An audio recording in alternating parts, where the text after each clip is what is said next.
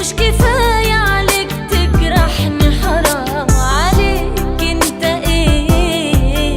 انت ليه دموعي حبيبي تهون عليك؟ طب وليه